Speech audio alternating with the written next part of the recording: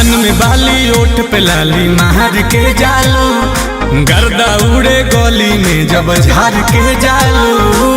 नमस्कार भैया, कान में बाली होठ में लाली और लिपस्टिक पाउडर जब झाड़ के जालू तो गर्दा उड़ा के जालू।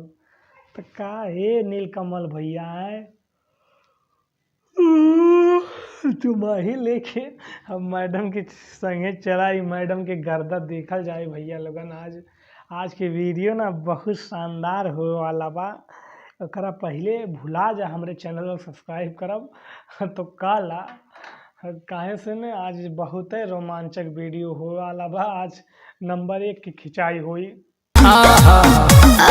ब्यूटी लेखा काटा तारू ब्यूटी तू बंगाल के, चूटी लेखा काटा मतलब काटा ताड़ू ए भैया वो कोनो चूटी है इनका जो तुम्हें काट लेती ना दुखाता है तोहार है बतावा।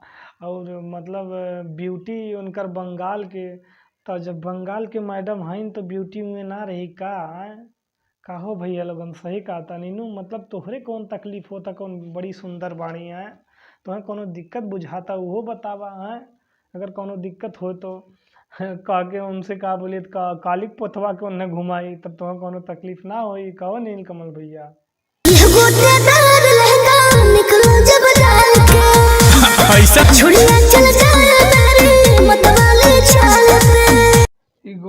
लहंगा निकलल जब जाल के डाल के, मतलब छुड़िया चल जाए हमर मत वाली चाल पे। मैडम ये तोहरे जो है ना गोटेदार लहंगा बा तो ठीक बा, तोहर मत वाली चाल बा मान ले ली मैडम, पर छुरिया चल जाए मतलब मैडम गाना तो चुरा ले लू।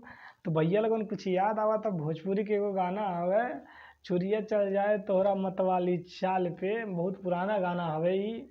वही के गाना के चुरा के फिर से गाना गवा देने नीलकमल भैया अपने मैडम से। तो भैया लोगन जाना ताड़ा ना आजकल के चोरी वाला सिस्टम बहुत तगड़ा चलता है, पर बसरते ही मैडम के गाना ना बहुत खूबसूरत बा, मैडमों खूबसूरत बानी। तो आज के वीडियो यही समाप्त करत बानी, मिलत बानी अगले वीडियो में यू से झकास यू से लल्लन टॉप वीडियो लेके।